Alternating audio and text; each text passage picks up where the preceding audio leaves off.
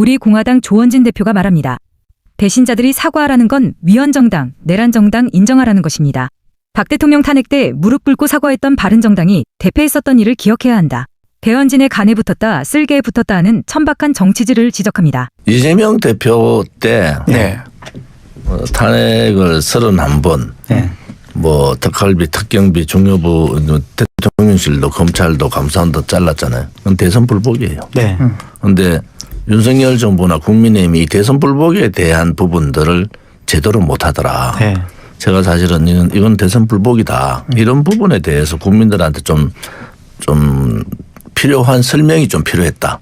그게 이제 장동혁 대표 얘기 나온 대로 그때 싸우지 못했다는 것은 그런 뜻이 있다 이래 보고요. 또 하나는 뭐 김용태 비대위원장 때 5.18도 가고 뭐 최상병 때도 그렇고 한 3번 사과했어요. 비대위원장 때. 또 사과하라. 그러면 뭐 사과 정당인가? 국민의힘은? 그럼 사과할 필요 없다고 생각하세요? 저는 뭐 사과는 방금 말한 저 정도다. 이래 보는 거고. 박근혜 대통령 때도 그 바른정당 분들 다 꿇어앉아가 울면서 사과했어요. 맞아요. 그런데 결과는 선거 참패. 뭐 결국 사과라는 것은 지금은 또 재판 중인 상황에서 국민의힘이 사과를 하고 또 국민의힘을 그냥 위헌정당으로 헌재하겠다는 게 정청래 민주당 대표의 뜻이잖아요. 이런 데서 사과를 하면은 그냥 위헌정당, 내란정당으로 받아들이는 건가? 그렇게 생각하는 분들도 되게 많아요. 이게 재판 중인 사건에 대해서 결과적으로 10년도 안 된 박근혜 대통령 탄핵 때도 그런 사과가 결국은 문재인 정권을 탄생시키고 선거는 그 이후에 다 졌습니다. 그래서 그런 부분에 있어서는 정치적인 메시지를 장동혁 대표가 전달했다. 저는 그렇게 보는 입장이고. 정말 신기해요. 저 지금 또다시 영상에서만 보던 이 태극기 부대 분들의 발언을 직접 들으니까 새로운 것 같아요. 또다시 그 사과를 했을 때 정치적으로 보면은 뭐 배현진 의원이 뭐라 했더라고. 그런데 사실은 지금 민주당이나 이재명 정권이 하는 게 정상적인가? 저는 그게 정말 그 부분은 차치하고 비정상적으로 보기 때문에 그래도 불법적인 비상계엄에 대해서는 집권 여당이었으니까 그게 사과라는 게 그냥 국민의힘의 사과로 끝나는 게 아니고 더 가면은 민주당의 지금의 행태를 인정하는 꼴이 된다.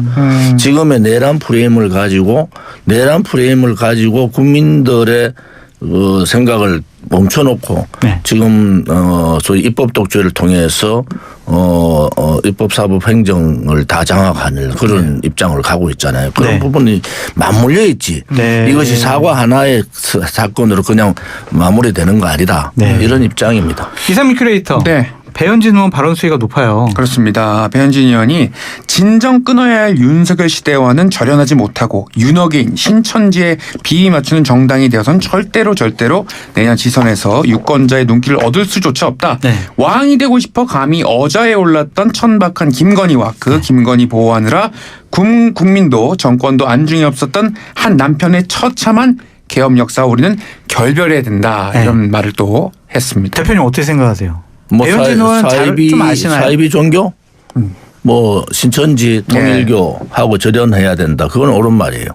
정치 때마다 특히 경선 때 광역단체장 경선 때마다 유혹이 있다고요.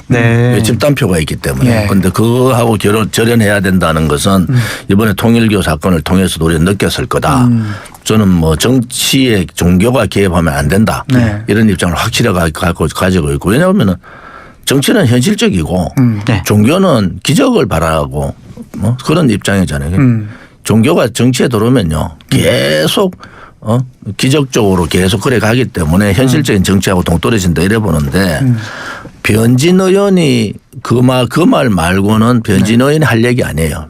천박한 김건희 발언. 배현진 의원은 그 나경원 당대표 선거 때 나경원을 몰아내기 위한 아주 천박한 집단적 반이성주의에 앞장섰던 사람이야. 그때는 윤석열 말 한마디에 그렇게 한 사람들이에요. 그다음에 홍준표 같다. 윤석열 같다. 그 앞에는 뭐 MB부터 주르륵 내려왔다가 한동훈 갔다가 지금 오도 가도 못하고 눈치 보는 그런 천박한 정치. 권력만 따라가지 다니는 정치인의 입에서 나올 얘기는 아니다. 네. 그래서 저는 잘못됐다. 배현진 의원이 뭐 국민의힘에 공천 안 받고 그 지역에 될 수 있어요. 그래서 배현진 의원의 발언은 자기 스스로부터 반성하고 하는 게 좋겠다. 사과하라는 분들에 대해서는 약간 좀 다 부정적으로 보시는군요, 대표님께서. 아니 그거는 사과의 문제가 아니고 저는 배현진 의원 자체를 보는 거예요. 본인이 그 정도의 얘기를 하려고 하면 본인 과거를 좀 둘러봐라. 네. 배현진 의원 누구 사람? 홍준표 사람. 네. 그다음에 윤석열 정부 때는 누구 사람? 윤석열 사람. 한동훈 당대표 때는 누구 사람? 한동훈 사람.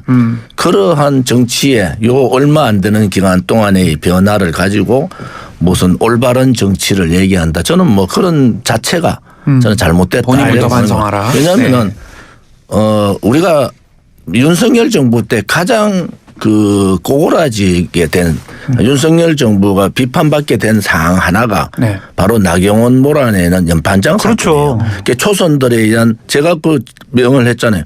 집단적 반이성주의. 네. 저는 윤석열 대통령 때 그때 그 얘기를 했죠. 집단적 그때 반이성주의. 연판장 당사자 배현진. 그 소식 52명의 초선들이 그 중에서 뭐 반은 떨어지고 반은 재선됐지만은 네. 연판장의 주도 세력이에요. 그런 부분에 대해서는 본인 스스로 가슴에 손을 얹고 좀 반성해라. 그리고 참고로 아까 제가 예. 그 태극기 부대라는 표현을 썼는데 태극기 용사다 이렇게 댓글에 많은 분들이 네. 얘기를 나눠주셔가지고 혹시 제 발언이 기분 나쁘셨으면 네. 용서해 주시기 바란다. 태극기 부대고 태극기 용사고 괜찮아요. 태극기를 뭐 들고 네. 뭐 애국 활동하는 것은 네. 나름대로의 소신이 있기 때문에 그런 거다. 그럼요. 저도 인간 뭐 태극기. 예. 좌파들에 대해서 자기들끼리의 뭐 부분에 대해서는 얘기를 안 해요. 그런데 우리는 오른쪽이 더 난리를 하는 거야. 네. 그래서 그거는 좀 반성들 해라. 왜냐하면은 우리 공화당이 근 9년 10년 동안 한 번도 스캔들이 없죠. 네. 돈 문제 하나 없죠. 그런 거예요. 네. 그래서 조금 다르다. 알겠습니다. 김계리 변호사는 또 윤석열 전 대통령의 네. 변호인이기도 하지만 네. 상당히 윤 대통령이 아끼는 것 같아요. 정치할 것 같아요? 정치하지 않을까요? 어때요, 이 정도면 대표님? 변호사 개인이. 김계리 변호사 어떻게 보세요? 예. 김계리 변호사의 말에 대해서는 제가 별로 할 얘기가 없고 네. 동의해요? 김계리 변호사의 말은 일면 동의하는 부분도 있고 그렇지 않은 부분도 있는데 윤 대통령의 변호인으로서 할 수 있는 얘기다. 네. 뭐 그렇게 얘기를 좀 하고 싶고요. 또 하나는 배현진 의원에 대한 비판은 뭐 제가 오늘 비판하듯이 예. 같다. 본인 스스로부터 좀 돌아봐라. 배현진 오버했다. 의원이 예. 그렇게 말. 조원진 대표님, 그 작년 12월 3일 날 그 저녁 때쯤 뭐 하셨어요? 그때 아마 집에 있었을걸요. 저녁 드시고 집에 계셨어요? 그럼 저는 뭐 계엄에 대한 부분은 명확하게 준비 안 된 계엄이고. 잘못됐다. 그런데 그 준비 안 된 계엄이라서 잘못된 거예요? 아니면 계엄 선포 자체가 잘못됐다고 계엄 보시는 선포는 거예요? 제가 말씀드렸잖아요. 이것은 대선 불복이다. 네. 그런 프레임을 국민들한테 충분히 인식을 시켰어야 된다. 그게 제가 준비 안 된 계엄이라는 게 예. 어느 나라에서 국무위원이나 감사원장까지 탄핵을 31번 하는 나라는 없습니다. 네. 그다음에 대통령실 특경비나 그다음에 검찰 그다음에 감사원의 돈을 이렇게 제로로 만드는 경우도 없어요. 그런데 그러한 부분들에 대한 구체적인 대안들을 제대로 얘기 못했다는 부분이 아쉽다는 얘기고 네. 그런데 그것이 탄핵이나 그다음에 내란으로 가는 것은 아니다 이래 봐요. 그까지는 아니다. 그런데 결국은 그런 상황으로 민주당은 그렇게 해야지 집권을 하는 겁니다. 또 민주당 그래 해야지 지방선거를 이겨요. 그렇죠. 그런데 민주당에 깔아놓은 그러한 프레임에 국민의힘 스스로가 이 부분을 판단을 해야 되지. 네. 민주당의 프레임에 똑같은 용어를 쓰는 것은 그것은 정치인으로서의 상상력도 좀 부족하다. 이렇게 보는 겁니다. 대표님, 네. 이렇게 기자회견하고 외신 기자회견하고 입장 담화문하고 이런 건 어떻게 보세요? 하는 게 맞다? 민주당 대통령으로서는 하는 게 맞겠죠. 그런데 네. 뭐 잘한 게 있나? 저는 주가 이재명 정권 돌아서 잘한 게 있나? 외교 활동 주가 많이 외교? 내세우잖아요. 뭐 경제 다 퍼줬잖아요. 산업 주권도 주고 관세 협상하면서 예. 미국에 대해서 우리가 동맹국까지만은 할 말은 해야 되는 거예요. 그러한 역대 대통령은 처음 봤어요. 네. 그다음에 지금 민주당이나 이재명 정권이 하고 있는 상권에 대한 침탈 네. 뭐 이런 부분들을 반성을 하지는 않을 거 아닙니까? 네. 자화자찬에 소위 선거를 반성은 놔두고 없겠죠. 자화자찬에 그러한 담화는 하겠죠. 그런데 와닿지 않는다. 오히려 그보다는 도대체 항소 포기를 왜 했지? 검찰청은 왜 없애려고 그러지? 예. 그다음에 왜 관세 협상에 대한 분명한 세부 내용들을 왜 공개 안 할까? 뭐 그런 부분에 대한 의문들이 있잖아요. 그래서 그런 부분에 대해서 조금 반성하는 모습도 좀 보여라. 그다음에 대통령이라는 분이 아니 뭐 검찰에 그러한 부분에 대해서 야 저 사람들 감찰해. 역대 대통령이 그런 경우 있었나요? 그렇죠. 어느 자유민주주의 국가에서 자기 사건하고 관련된 검찰에 대해서 감찰하라는 지시를 하는 것은 옳지 않다. 그런 부분들이 지금은 권력이 충만해 있으니까 그 지금은 용서가 될지 몰라요. 그런데 그게 차곡차곡 국민들한테 뇌리에 쌓이는 겁니다. 내가 윤석열 대통령 때도 그랬어. 예. 협치하셔라. 그리고 뭐 여러 가지 부분에 대해서 좀 주변의 말씀을 좀 많이 들어라. 뭐 이런 얘기를 정말 많이 전달을 했거든요. 그런데 지금 이재명 정권은 그걸 보고도 지금 너무 독단적이다. 그리고 민주당의 행태 정청래나 추미애 뭐 최민희 등등 서영교나 이런 사람들은 저도 국회에 12년 있었잖아요. 네네. 상식적으로 이해가 안 되는 거예요. 네. 그런데 그것이 국민들 눈에 제대로 받아들일까? 아 그러면 본인들 좌파들 얘기대로 민주당 얘기대로 윤석열 때 뭐라 비판하고 했잖아요. 그럼 그 비판했는 것도 지금은 또 그래 해도 되는 건가? 그래 해도 되는 건가? 저는 그건 아니라고 보거든요. 자기들이 비판한 부분은 자기 스스로가 이렇게 가면 안 되겠다. 정치가 이래 가면 안 되겠다. 이렇게 좀 바뀌어야 되잖아요. 네.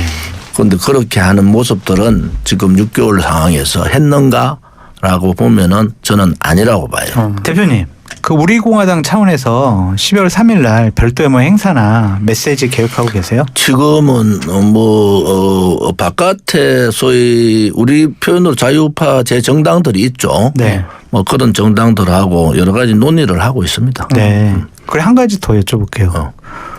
그 내년 지방선거 때 장동혁 대표가 우리공화당 조은진 대표 등과 함께 선거 승리를 위해서 손잡을겠다 이렇게 얘기를 하고 있거든요. 그 충분히 그럴 가능성이 높아요. 뭐 저는 그럴 생각이 있으세요? 가능성이 있다고 보고 네. 그것이 이 소위 이재명 정권의 저는 독재에 네. 저항하는 이러한 형태의 연대 구도가 될 거다. 지금 이재명 정권이 하고 있는 이런 자유민주주의 대한민국에서 해서는 안 되는 일들을 하고 있다. 예. 그런 부분에 있어서는 연대가 필요하다. 그것을 뭐 나눠먹기 누가 뭐 한다 이런 차원이 아니고 장동혁 대표 말대로 체제 전쟁이다. 그런 입장에서는 저희들이 맥을 같이 하고 있습니다. 그 제가 오늘 방송 진행 처음 시작하면서 네. 그 사회자 반 평론 반 이렇게 한다고 했거든요. 네네. 이 부분에서 제가 이제 평론가로서 여쭤보면 우리 공화당이 보다 조금 더 오른쪽에 가 있잖아요. 그러면 선거는 어쨌든 중도층을 끌어와야 되는데 우리 공화당과 힘을 합쳐가지고 장동혁 대표가 내년 지방선거 때 우리 조원진 대표님과 함께 오세훈 시장이 만약 후보가 됐어. 그래서 서울시에 같이 손잡고 막 선거 운동 유세 지원하러 가요.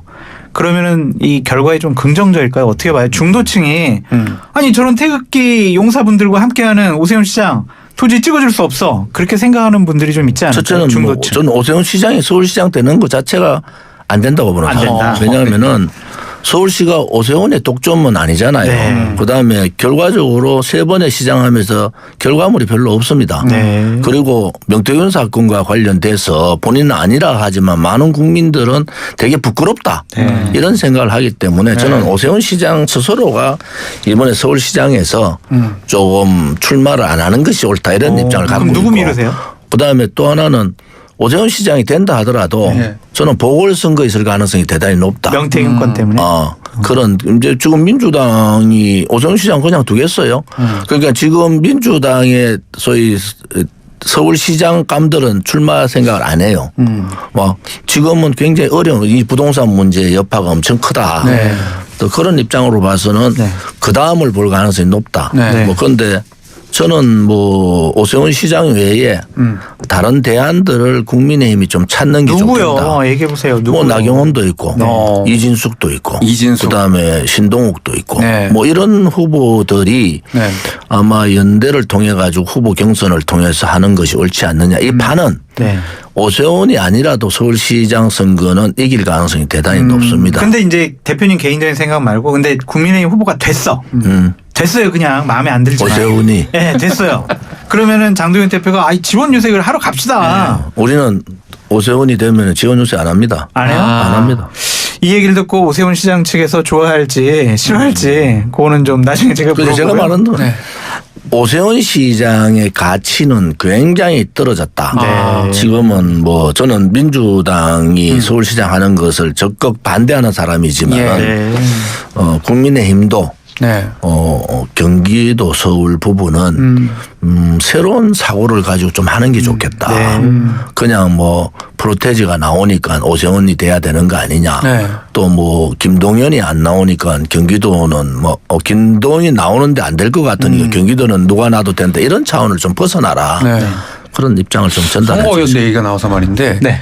장동혁 체제에 우리 공화당이 손 내미는 거. 근데 이제 한쪽 측면에서는 이준석 대표의 개혁신당이 손은 안 내밀고 있단 말이에요. 그럼 우리 공화당 입장에서는 반가운 입장일까요? 그거 이준석 네. 대표 싫어해요? 저는 개인적으로는 네. 뭐 인간적으로 후배고 뭐 잘 알잖아요. 이준석 네. 대표나 그렇죠. 저나 잘 아는 사이고 네. 그리고 뭐 그쪽에 있는 사람들도 제가 잘 아는데 네. 항상 좀 걱정을 하는 생각을 좀 전달해요. 애정은 있으시죠. 왜냐하면 뭐 걱정하 지난번에 뭐 대선 토론 때 그런 부분이 있을 때도 네. 걱정하는데 네. 정치적인 입장하고는 달라요. 그렇죠. 이준석 네. 지금 신당 이준석 신당의 그런 정치적인 스탠스하고는 다르다. 네. 그런데 이 아까 제가 말씀드린 반 이재명 전선, 네. 소위 체제 전쟁에서 반 이재명 전선은 어떻게 해나갈 거냐의 부분은 또 다른 얘기예요. 네. 일각에서는 시원하게 100% 당심으로 가는 게 좋지 않겠느냐. 또 이런 의견도 있어요. 룰을 어떻게 해야 됩니까? 너가 알아서 해라. 저는 국민의힘이 그동안에 벌어졌던 국민의힘 내부의 문제 보면 쌍권이 네.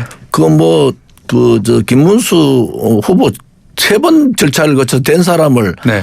당원 투표해가지고 깨려고 했잖아요. 네. 그런데 당원들이 70%가 투표하는, 나 당원 투표 70%는 집권 여당이 처음 봐요. 네. 그런데 아무튼 70%를 해서 뒤집었잖아요. 네.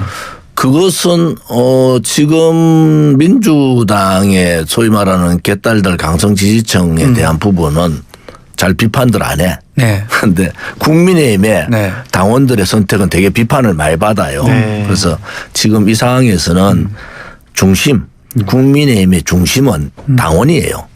그 당원이 작은 당원도 아니에요. 숫자가 몇백만 되잖아요. 네. 그러면 그 당원의 중심부터 좀 잡아라. 그다음에 외연 확장이 필요하다. 저는 그런 보는 입장이라서 뭐 룰을 어떻게 한다. 100% 하든 50% 하든 별로 관심이 없어요. 어떻게 하든 간에 네. 이 국민의힘의 당원의 결집 사항은 장동혁 대표의 말하고 거의 비슷해요. 네. 그런 상황이 결집이 돼가 있기 때문에 네. 그거 룰을 뭐 50 한다, 70 한다, 100에 한다. 그거는 별 의미가 없고 네. 민주당도 뭐 대의원대 뭐 당원 1인 1표제. 비율을 1인 1표제. 네. 아니 정청래 저 잘 알잖아요. 공약했는데 정청래는 당대표들 때 공약한 사항을 실천하는 것밖에 안 돼요. 네. 그런데 그게 두려운 것은 뭐 당대표 하고 싶은 사람들이 그런 생각이 있죠. 다음 당대표가 우리 정선철 소장 말씀 생각이 있잖아요. 왜냐하면 다음 당대표는 다음 총선에 공천권을 가지고 있단 말이에요. 그렇죠. 그러니까 뭐 이 서울시장이고 뭐 이런 관심이 없어. 뭐 김민석 총리든 뭐 정청래든 그냥 당대표에 올인하는 거 아니겠습니까? 어떻게 될 거라고 보세요? 결국엔. 결국 대의원 뭐 1대1로 가는 거죠. 아니 룰 말고 내년 민주당 전당대회 때 김민석 전당대회 때 김민석 총리 당대표가 되기 힘들 거예요. 정청래 대표가 연임을 할 그래 것이다. 갈 가능성이 많다. 왜냐하면 지금 민주당 국회의원들의 그 돌아가는 표정을 보세요. 이번에 장경태 문제 있잖아요. 네. 옛날에 정청래 같으면 그 문제 그냥 좀 지켜볼 텐데 바로 윤리감찰관 하듯이 네. 정청래 대표의 집요함이 김민석보다는 앞서갈 거다. 네. 뭐 이렇게 보는 거죠.